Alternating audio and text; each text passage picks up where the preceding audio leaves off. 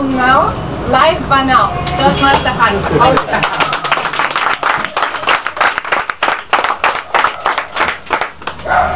बात मेरी सुनिए तो जरा, मेरी बात सुन के ये बताइए कि इसके बारे में है आपका ख्याल क्या? I think that we were given 2 ears but only 1 mouth because listening is twice as hard as talking. And there seems to be a growing realization of the importance of solid listening and communication skills in businesses. But merely listening is far less important than how you listen. By listening in a way that demonstrates understanding and respect, you cause rapport to develop, and that in itself is a true foundation from which you can sell, manage or influence others. Madam Toastmaster of the day, fellow Toastmasters and my dear friends, listening to and acknowledging other people may seem deceptively simple, but doing it well, particularly when disagreements arise, takes true talent. And as is with any other skill, listening to takes plenty of practice. I remember when I was in school, our headmistress, Mrs. Innes, always used to scold us for this very thing. She said, "You all just don't listen to what is being said, because of which you make a mess of things for others." Well, I do agree with her. Most of us are not very good listeners.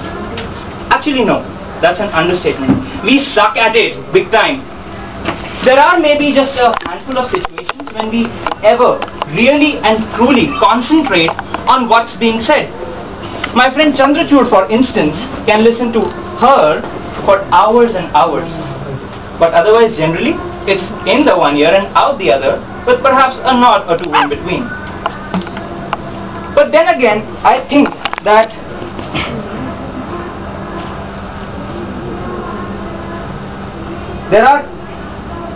but at the same time, we're excellent talkers. Every one of us is always talking at the first opportunity we get, be it at home, in office, in schools, public transports, out in the streets, in the parks, cafes, hotels, malls, metropolitans, everywhere.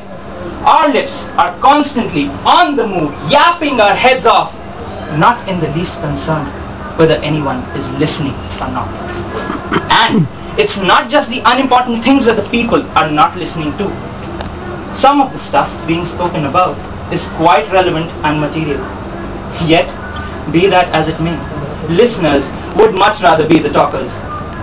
Which is why, given the slightest chance, we interrupt, basically to do the talking ourselves.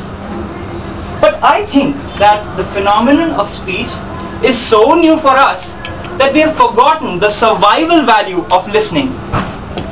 In the prehistoric times, when there was no proper form of spoken communication, the humans depended primarily on their keen listening skills for their survival.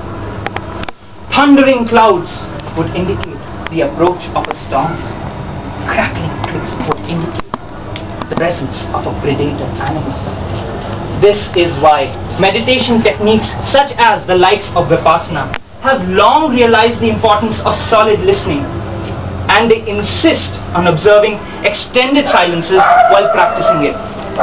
The whole idea is that if one is compelled not to talk, then one is forced to listen to all the sounds that we have normally unlearned to hear over the ages, whether they emanate from our heads, our bodies, or from the people around us. So what I am saying is that for effective communication to exist between two people, the listener needs to understand and interpret the information as it was intended by the sender. The goal of listening well is to achieve a win-win communication. Win-win communication not only fosters understanding, affirmation, validation and appreciation, but it also creates an atmosphere of trust, honor and respect. Listening well is a two-way street, and for all of us to be effective, competent communicators and better individuals as such, we all need to listen well to each other, because a true listener is much more magnetic, much more magnanimous than the talker. he listens well, he learns more, and he is effective. So try listening, because listening is a strange and a magnetic thing. It is a creative force. Listen to your wife, listen to your husband, listen to your family, to your children, to people who love you, your friends, and those who bore you, those who you don't like, those who hate you, and your enemies too.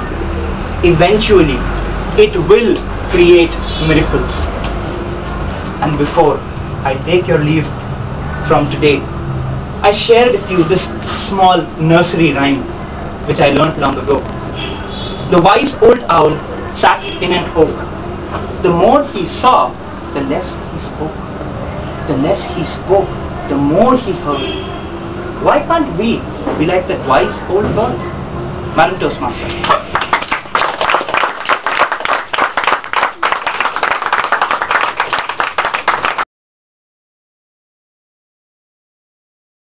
And Harsh in particular. Suno Sunao like Banao. Wonderful topic. You are magnanimous enough to share your thoughts about listening skills. Today I am the listener. It will help me. I'm not going into the content of your speech again and again. You met most of your objectives. You are very confident enough on this page. You have very good eye contact, good use of words as required for this project, and rhetorical devices also used it. One thing I have mentioned is thundering clouds, something like that. More than that, you have used it. But I have a few suggestions for you. Most of the time, your serious expression, your expressions are very serious. I feel so. When I am sitting there, I can see only seriousness in your face all through. I think you use some notes also. I think for this project, you are not supposed to use notes. Better avoid that. Humor part is missing. I felt so. And the opening thing, you started with a song, Hindi song. I'm a Telugu guy. It's difficult for me to understand what exactly it means. Better had you translated it into English, it would be helpful. Wherever you use in any speech, in Toastmasters, other than English, you translate into English.